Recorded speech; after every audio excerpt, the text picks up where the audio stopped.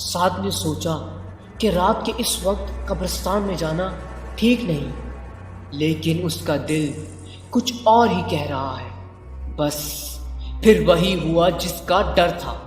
साद उस औरत की कब्र तक पहुंच गया और अब वो उस औरत के आमने सामने खड़ा है। साद ने उससे पूछा कि वो कौन है और इतनी रात को यहाँ क्या कर रही है। अब इंसानी हड्डियां चटकने जैसी आवाज आती है। उस औरत ने बिना मुड़े अपनी पूरी गर्दन पीछे घुमा ली। उसका खौफनाक चेहरा अब साद की तरफ था और बाकी का जिस्म दूसरी तरफ।